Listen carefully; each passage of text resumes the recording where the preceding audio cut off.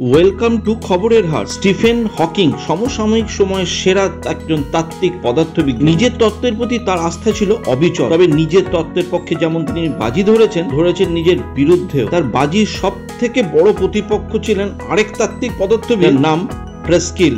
14ই March হলো হকিংসের মৃত্যু দিবস। সেই দিনেই হকিংসকে নিয়ে প্রেস্কিল যে লেখাটা লিখেছেন, আজকের ভিডিওতে আপনাদের সেটাই জানাবো। আশা করব ভিডিওটা আপনারা প্রথম থেকে শেষ অবধি দেখবেন। ভিডিও ভালো লাগলে অবশ্যই চ্যানেলটিকে আপনারা সাবস্ক্রাইব করে দেবেন। জন প্রেস্কিল কি লিখেছিলেন এই স্টিফেন হকিং সম্বন্ধে? স্টিফেন হকিংকে নিয়ে টাইম ম্যাগাজিনে লিখতে খুব ভালো লাগছে, এটাই তিনি প্রথম বলেছিলেন। টাইম বা তার সময় নিয়ে ভেবে আর লিখেই হকিং তার বৈজ্ঞানিক কর্মজীবনের একটা বড় অংশ কাটিয়েছিলেন। হকিং সময়কে বিচার করেছেন আইনস্টাইনের মহাকর্ষ বিষয়ক তত্ত্ব, সার্বিক আপেক্ষিকতার নিরিখে। অন্যতম বড় অবদান হলো সময়ের সূচনা থাকার প্রমাণ। আমাদের জানা পদার্থবিদ্যার সূত্রগুলোর প্রারম্ভিক সময়ে গিয়ে একদম অকেজো হয়ে পড়ে। বিগ ব্যাং বা মহাবিস্ফোরণের মুহূর্তে সূত্রগুলো অচল। কৃষ্ণ গহ্বর সম্পর্কেও আমরা হকিং থেকে অনেক নতুন বিষয় জেনেছি। কৃষ্ণ গহ্বরের মধ্যে মহাকর্ষ এতই শক্তিশালী যে সময় এখানে থেমে যায়। হকিং দেখান পদার্থবিদ্যার সূত্র অতীতে ভ্রমণের অনুমতি দেয় না। আর ভাষা এর ফলে পৃথিবীটা ইতিহাসবিদদের জন্য নিরাপদ হয়েছে। সময়কে হকিং এর চেয়ে ভালো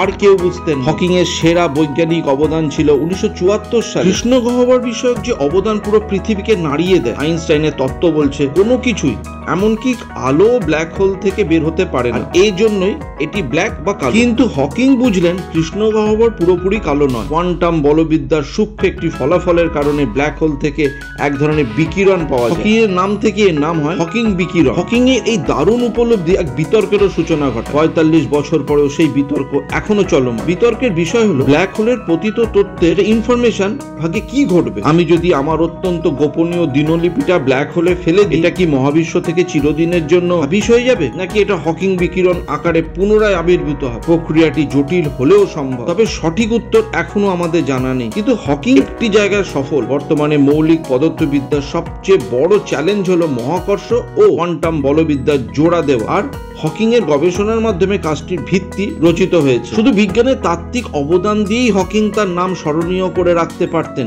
কিন্তু বিজ্ঞানকে জনপ্রিয় করার জন্য হকিং অন্যতম সেরা ও সফল অবদান রেখে গেছেন। হকিং এর মতে মহাবিশ্বের একটি পূর্ণাঙ্গ তত্ত্ব, সেটার অনুসন্ধান অগ্রগতি সম্বন্ধে সবারই জানার সুযোগ থাকা উচিত, অন্তত নীতিগতভাবে হলে। এই চিন্তা থেকেই তিনি লিখেছেন বিখ্যাত বই a brief history of time. অন্য বিজ্ঞানীরাও সাধারণ মানুষের জন্য বই লেখেন, কিন্তু সেকালে New York Times best seller লিস্টে শুধু হকিংকেই দীর্ঘদিন ঠাঁই দিয়েছিলেন। এর পিছনে অবশ্য বইয়ের বুদ্ধিদীপ্ত নামও ভূমিকা রেখেছে। বইটি 1 কোটিরও বেশি বিক্রি হয়, অনুদিত হয় কয়েক ডজন ভাষা। এই অভাবনীয় সাফল্যের পর তিনি আরো বই লেখেন। এর মধ্যে শিশুদের জন্য একটি ধারাবাহিকও আছে, যার সহলেখক তারই মেয়ে। শুধু বিজ্ঞানের তাত্ত্বিক অবদান দিয়েই হকিং তার নাম স্মরণীয় করে রাখতে পারত। তবে হকিং কেন পৃথিবীর সবচেয়ে বিখ্যাত বিজ্ঞানী তা আমি এখনো বলি। তিনি বিজ্ঞানে মহান অবদান রেখেছেন। তার শারীরিক অক্ষমতা সত্ত্বেও জীবনের প্রতি উচ্ছ্বাস তবু তার ছিল তীব্র রসবোধ। যদিও তার অবস্থার কথা ভাবলে এগুলোর অসম্ভব মনে হয়। মানুষ তাকে পছন্দ করত, এত ভক্ত পেয়েও তিনি আনন্দ পেতেন। হকিং এর সঙ্গে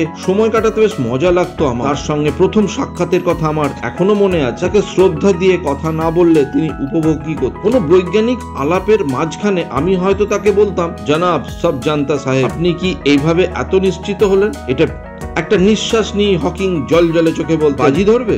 আমাদের আরেক বন্ধু হলো কিম থর্ন। থর্নকে সঙ্গে নিয়ে করা এমন কিছু বাজিকে আমরা আনুষ্ঠানিকভাবে পালন করে, এগুলোর প্রতি আকর্ষণ আমাদেরকে অবাক করে। আমাদের সবচেয়ে বিখ্যাত বাজিতে হকিং তার হার মেনে নিয়ে। এটির বিষয় ছিল ব্ল্যাক হোল তত্ত্ব গায়েব করে ফেলে 2004 সালে ডাবলিনে 700 বিজ্ঞানী ও অন্তত 70 জন সাংবাদিকের সামনে হকিং তার পরাজয় স্বীকার করেন। ক্ষতিপূরণ হিসেবে তিনি আমাদের total baseball ultimate baseball encyclopedia বইটি উপহার দেন। আয়ারল্যান্ডে এটা কেনার ব্যবস্থা নেই। হকিং তার সহকারীকে বলে রাতারাতি বইটি আনিয়ে দেন। কি করব বুঝতে না পেরে আমি বইটি আমার মাথায় তুলে ধরি। ভাবখানা ছিল এমন, এইমাত্র আমি উইম্বলডনের ফাইনালে জিতেছি, ওদিকে লক্ষ লক্ষ ক্যামেরার ফ্ল্যাশ জ্বলছিল। অন্তত তেমনটাই মনে হতো। এমন একটি ছবি টাইমে আমরা অনেক বাজি ধরেছিলাম। এগুলোর বিষয় নিয়ে বহু পদার্থবিদ আন্তরিকভাবে ভাবছেন। হকিংও এইগুলোতে রেখে গেছেন তার সুদূর প্রসারী অবদান, চিন্তার অসাধারণ গভীরতা ও অদম্য রসবোধ। হকিং সম্পর্কে এটাই আমাদের সবচেয়ে বেশি মনে থাকবে। শারীরিক অক্ষমতা নিয়েও স্টিফেন হকিং যে এত বড় উচ্চতায় পৌঁছেছিল এই বিষয়ে ভিডিও নিয়ে কিছু বলার থাকলে